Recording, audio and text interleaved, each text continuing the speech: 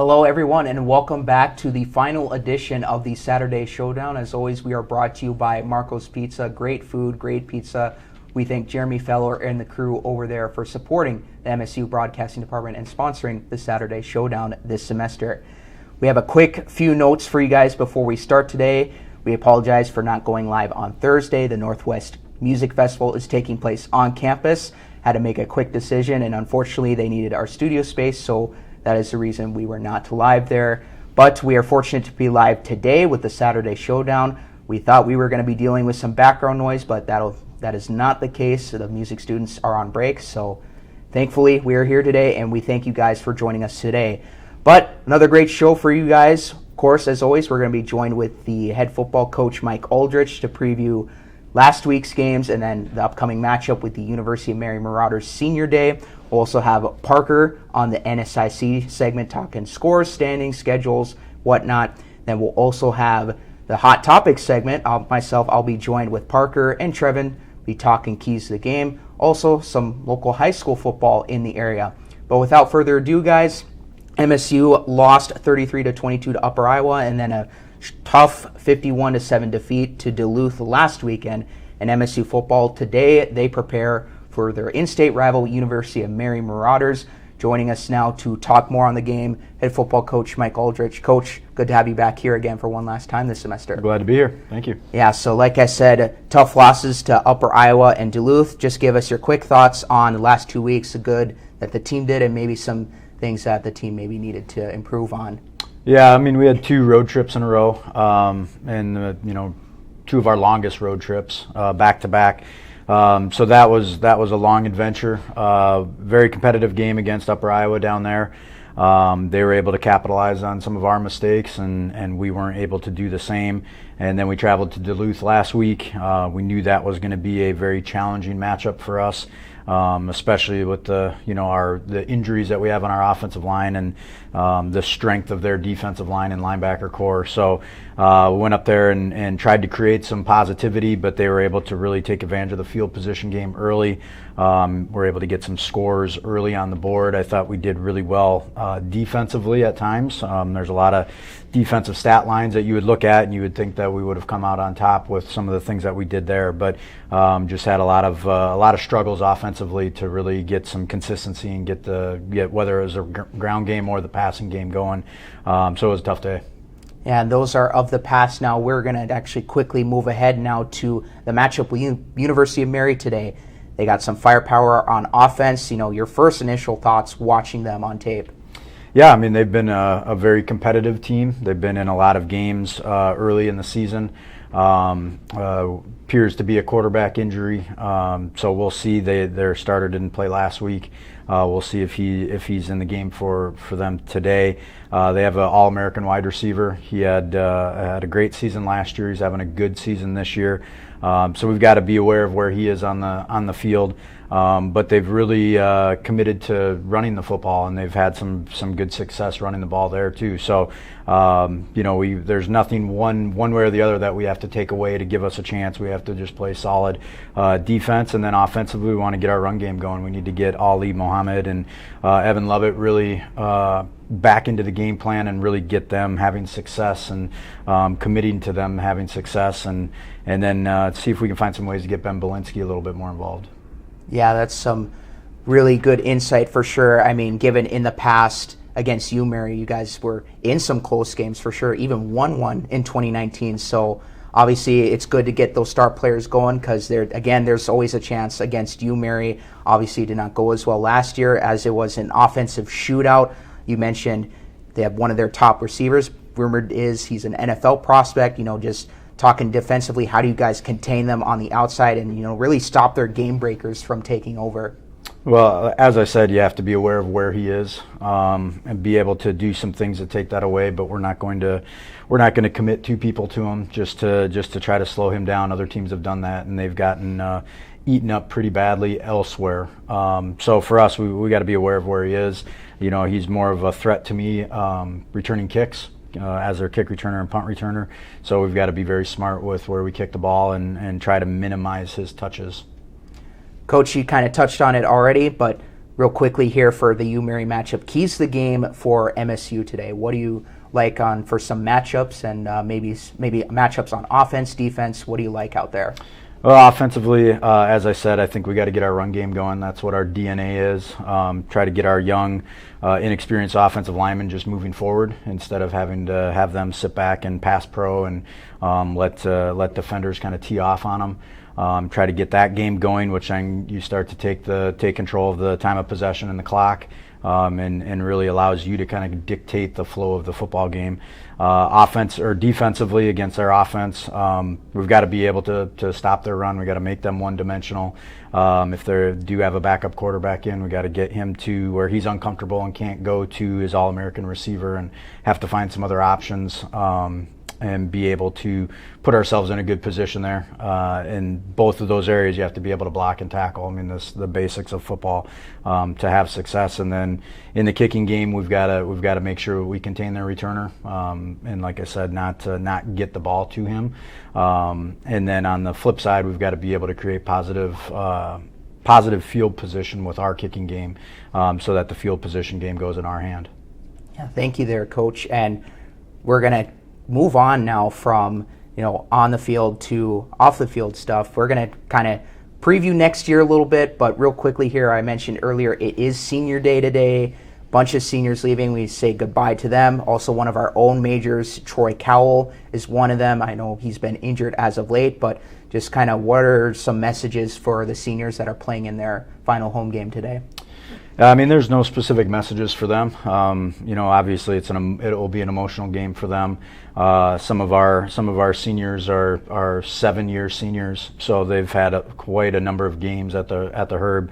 So it'll be emotional, but for any of us that have gone through a senior game, it's emotional until kickoff, and then the game's over, and then you might have some emotions coming back in. But the good thing is we have another game after, so it's not going to be when the final whistle blows that it's all over, and then we'll see you next year type of thing. So I think it'll be good. I mean, our guys got up in our team meeting last night and kind of gave each of their personal messages and a little bit of their history here and what the program's meant to them.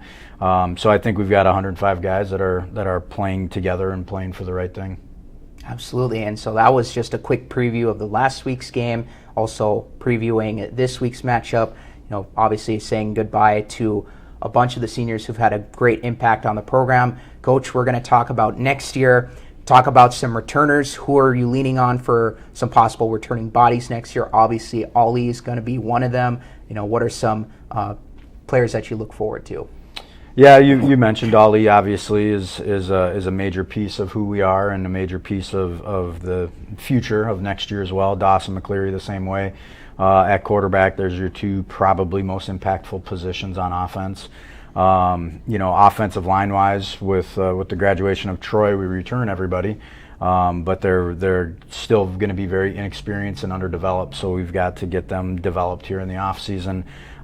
Get some injuries back, which will be really good. And then on defense, we lose 4 defensive players that are seniors, and 3 of them are defensive ends that have played a lot of games for us. So we got to be able to fill in those spots. Obviously, Isaiah Bigby, Carson Psycho, Nylan Miller-Levi, those 3 guys are very key players that are going to all be returning, which will be good. That we've got to keep putting them in position to be successful and help us win some football games. Yeah, and key leaders as well. I mean, that linebacking core, they really lay the boom down on a lot of drives there, certainly on the defense. Talk about recruiting a little bit. Where do you guys look to fill holes? You may have touched on this already. What are some positions of need maybe looking ahead to once the season concludes? Yeah, I mean, it's tricky for us because we have 105 guys on the team. We only graduate 10. So that's a projected 95 guys for spring football, and being able to backfill and with limited scholarships and things like that, it makes it a little bit trickier. But I would tell you probably the biggest thing is for us recruiting is we want to make sure that we can recruit and win locally. If there's really good talent, we've Division II talent, we can't let them leave our backyard. And then, a very major point of emphasis on our offensive line. We have to get deeper and better there and be able to really upgrade at that spot so we don't fall into the same issues that we fell into this year with our injuries. Absolutely. And last thing here, Coach, signing day takes place early February, if I'm not mistaken. Tell us about the environment. How do you guys get ready for the off season with that process, and really just talk about the whole environment overall.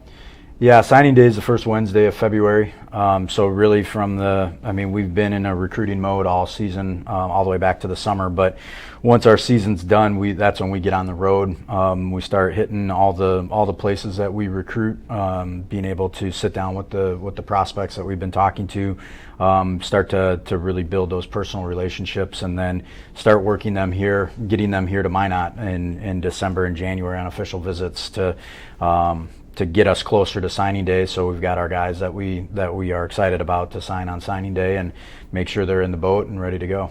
Yeah, very fortunate to build those connections early. Unfortunately, Coach, we are out of time. But again, we thank you so much for being on today and for the rest of the semester, really. So thank you for all the insight. Again, good luck today. Final home game especially. And hopefully for a good off season here as well. All right. Thank you. Appreciate it. And there you have it, folks. That was head football coach Mike Aldrich giving us a quick review of last week's game and also previewing UMary and also previewing a little bit of next year. When we come back, folks, we're going to have Parker joining us. He's going to give us some looks inside the Northern Sun Conference. Don't go anywhere. You are watching the Saturday Showdown, brought to you by Marco's Pizza.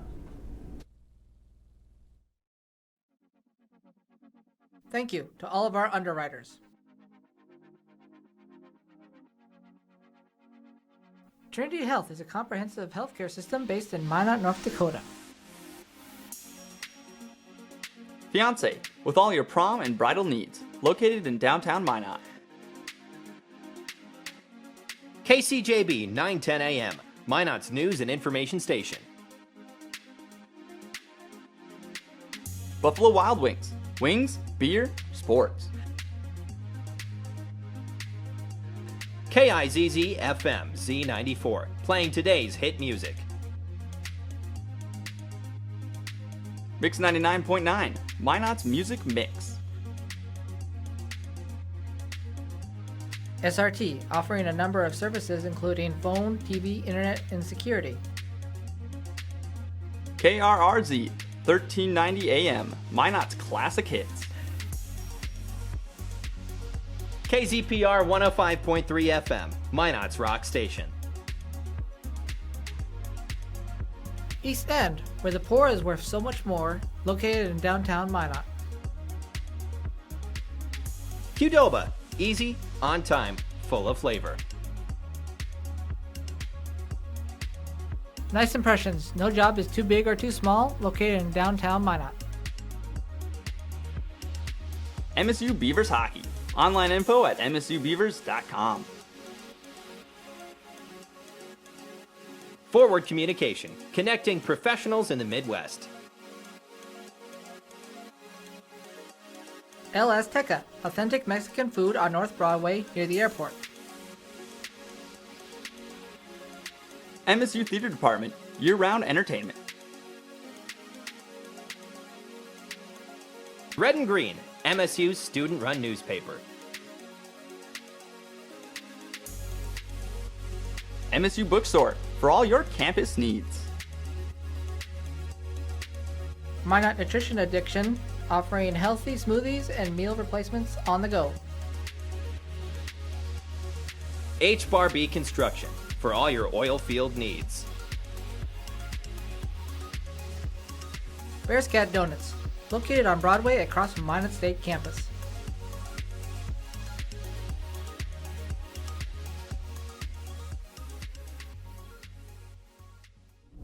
Welcome back to the Saturday Showdown, brought to you by Marco's Pizza.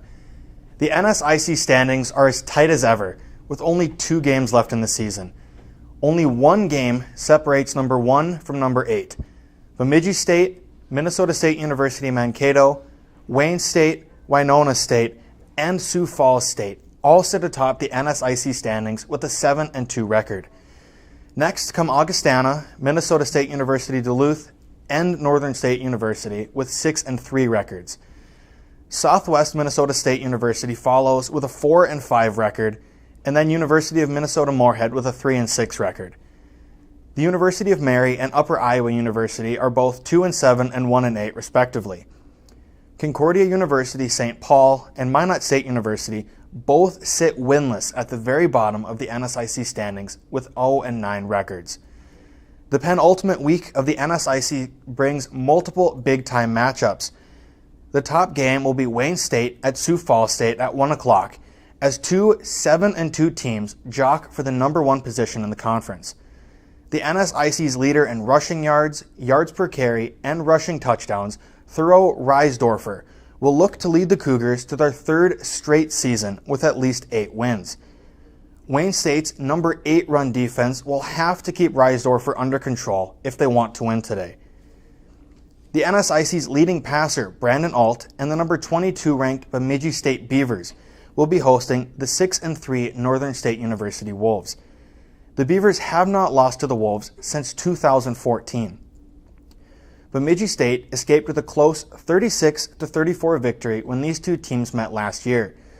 Alt and the NSIC's number 1 offense will certainly have their hands full today as they take on Ian Marshall and the NSIC's number 1 defense. Kickoff will be at 1 o'clock in Bemidji, Minnesota. The number 14 ranked Minnesota State University Mankato Mavericks will be in action as they host the 4-5 Southwest Minnesota State University Mustangs. Defensive pressure will be the key to this game. The Mustangs have only allowed 10 sacks this season. The Mavericks, on the other hand, have only allowed 13. Two stout offensive lines are going to make it tough for either defense to pressure the quarterback. History is not on the Mustang side, however, as they are currently 0-19 against the Mavericks since 1971. Don't go anywhere, folks. After a quick underwriter break, Cole, Trevin, and myself will be discussing this week's hot topics. You're watching the Saturday Showdown, sponsored by Marco's Pizza.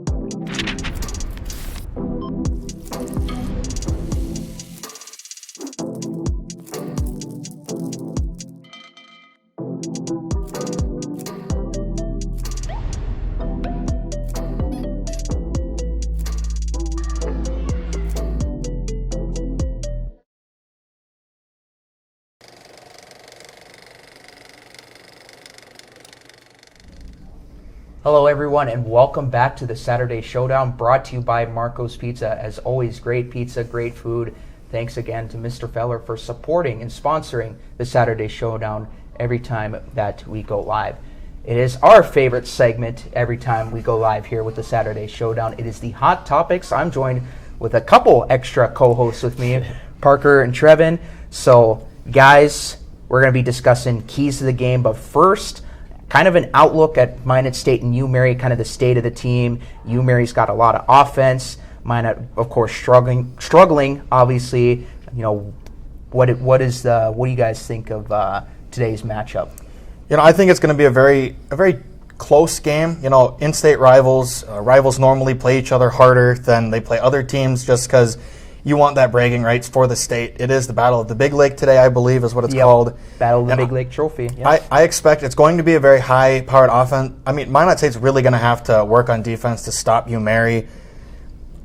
That Marauders offense is just terrifying. Like, they've been they haven't been winning games, but that offense has been putting up numbers that not a lot of other NSI teams have been able to put up this year. Yeah, I agree with that for sure. Just a couple of stats here. Minot State is averaging 11.89 points per game to an opponent's 39 points per game. That's rough. Yeah, that is the lowest in the NSIC for now. And UMary, on the other hand, is 25.56 points per game, which is respectable, and they're allowing 32.11 points per game. So it's a lot of points being scored in the games that these two teams are playing, and I expect that to be the same for this one. Yeah, and pretty much, Trevin, what you have here spot on. Like, UMary's got more rushing yards, more touchdowns. You know, it's almost a 500 rushing yard difference and double the touchdowns on the ground that UMary has to Minot State. And just in the passing game, you have on here 24 for 31 red zone touchdowns. That's one of your keys to the game. You know, Yes, what do you definitely. hope to see out of this Minot State team in the red zone? I'm hoping that they can start to score in the red zone. So they've been able to drive the ball pretty well, but once they get past the 20-yard line, they're having trouble scoring. They're 8 for 19 this year on red zone touchdowns. Yeah, which is not good. UMary's 24 for 31, so they've been able to get those touchdowns in the red zone when they needed to. I think that's going to be the difference in this game. Yeah, points are a premium, Parker. Yeah, you really, when you get into that 20-yard line to the end zone, that red zone, you really need to be able to capitalize on those in that smaller field because, of course, that is, you don't have a lot to work with, so you have to capitalize on that. Otherwise, you're just putting yourself in a really bad position in every game you play. Yeah, for sure. And so passing the ball, we've had offensive shootouts in the past. Passing the ball is going to be key. That's our second key to the game. What are your initial thoughts, guys? University of Mary, like we said, very prolific passing offense. Logan Nelson, who is a senior this year, is one of the NSIC's top passers this year. And, of course, you can't talk about UMary and their offense without talking about Danny Kittner.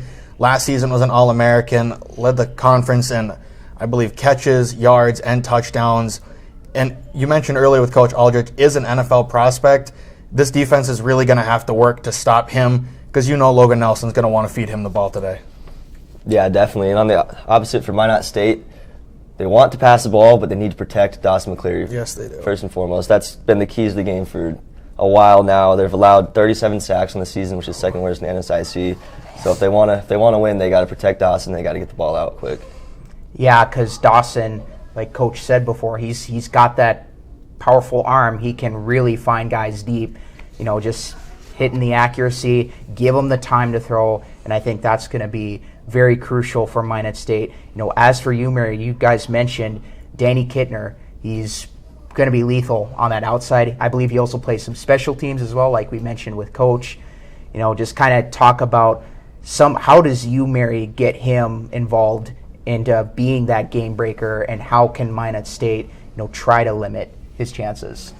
I know Coach said earlier that they're not going to try to commit two guys to him every play, but I almost think you have to on some cases because UMary is going to find ways. They're going to put him in motion. They're going to do what they can to get him open because when he has open space, open field in front of him, he's going to beat you over the top. He's just an elite athlete, an elite receiver, and you really have to focus your defensive game plan towards him.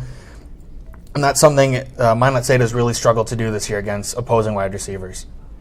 And Trevin, for an offensive line that's decimated with injuries, you have on here UMary has to get to the quarterback. Minot has allowed a lot of sacks this year. Yeah, they have to get to the quarterback. With the inexperience, like Coach said, on the offensive line, it's crucial that they get to the quarterback. If they're not getting sacks, at least getting pressures, make him make bad throws. And that's going to be their key to victory. Yeah, most certainly, for sure. And any other insight that you guys may have, any sort of other keys that maybe lost in the... I think Trevin may have mentioned it, but Minot State just needs to score points. They have not been able to put a lot of points up on the board this year. And when you're playing a team like University of Mary, who is really good at scoring points, they're scoring almost 16 more points a game than Minot State is this year. You have to find a way to either stop them on defense, or you have to find a way to match every single point they're doing. Otherwise, this game could get out of hand. Any final thoughts, Trevin? No, I think we touched everything that we need to. hopefully Minot State can get a victory. It'll be a good game, definitely a close one. Absolutely, yeah. Score points, get that red zone offense rolling, pass the ball, like you guys said, protect Dawson, protect Dawson for Minot State, get to the quarterback for UMary, and also do not allow Danny Kittner, he's been unreal, to get some open space. Well, with that being said, folks, we're going to move on to some high school football talk. DLB lost to Shiloh Christian, Minot High lost to Fargo Shanley, Bishop Ryan lost to Beulah. They all got ousted last week and the week before. But Parker, one local team in the area, I know you're smiling already right now, the Velva Aggies, they prepare for a semifinal matchup against the Hillsborough Central Valley Burros. That's going to be a big one. Hillsborough is tough. What are your initial thoughts before this game? Of course, you mentioned I am smiling. I'm very happy. This is my old high school, and they're very accustomed to getting these semifinal games, but unfortunately haven't been able to get past that hurdle in the past couple of years. But I think this is going to be a very, very close game. Velva's ranked number 2, and Hillsborough is number 3. So 2 of the top teams in the entire state are going at it today. Velva is very, very good at scoring points. They've averaged 41 points a game over the past 11 games, and they're only allowing 10. So I think that's really the key to this game. But I actually this week got a chance to talk to Velva head coach Larry Sandy, and he did give me some insight on this week's upcoming game against the Hillsborough Central Valley Burros. Yeah, and let's take it to that soundbite, shall we?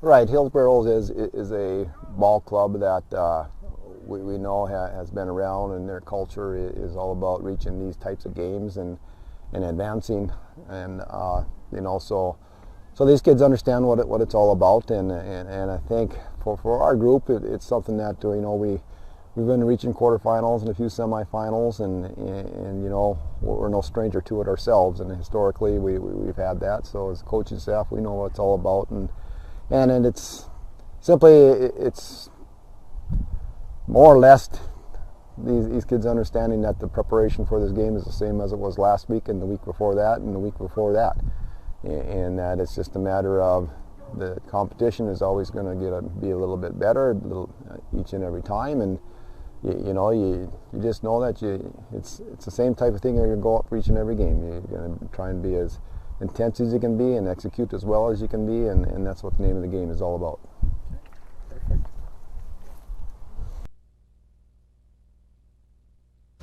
All right, again, that was Larry Sandy. That was a great soundbite that you got there, Parker. So it's going to be a tough matchup for Velva, but they have home field. How big of a factor do you think that will be? I think it's huge. Hillsborough has to travel, I believe, 3 or 4 hours to come play this game, so those guys are going to be tired. They're just not, I don't know how ready they're going to be for a game like this. I mean, you got to be mentally and physically prepared for a semifinal game against the number 2 team in the entire state, and having to travel to a team that generally has very, very good home crowds, loud crowds that really can cause problems for the opposing team's offense. It's going to be a huge factor for the Velva Aggies today. Yeah, that's awesome. I'm looking forward to that game. Should be a really good one. Should be. They're also actually playing for history this year. I believe it is Coach Sandy's last year coaching, and if they do make it to state next weekend, it will be, and if they make it and win, it will be Coach Sandy's 10th state championship. He is actually 9-0 as of right now, and it will be Velva's 11th. So I don't know for sure, but I believe those are, records for high school football state championships in the state. I mean, Velva's been a powerhouse since before I was little. So it's going to be a very interesting game today and next week. Yeah. No, Velva is just a powerhouse. I mean, watching them, against good teams, they can win tight games, and their quarterback Ben Shep, even just as a sophomore, he's been unreal just through the air, offense getting creative. So Parker, they got a shot, and against Hillsborough, again, it's going to be a tough battle, but like you said, Velva's been there before, experienced head coach, and yeah, like you said, it'll be a heartwarming story if they do get to the state championship and win it. But that is all that we'll cover for high school football, and that'll do it for the Saturday Showdown. Want to thank you guys for being here with me and on the final Hot Topics segment. And that'll do it, folks. Again, you just watched the Saturday Showdown brought to you by Marco's Pizza. Again, we want to thank them for sponsoring the show. Thank you to our wonderful tech crew. Thank you to all the seniors who just participated in their last Saturday Showdown, and also to the rest of the Minot State Broadcasting Pro-Com seniors graduating this semester and next semester as well. That being said, thank you guys for watching this semester.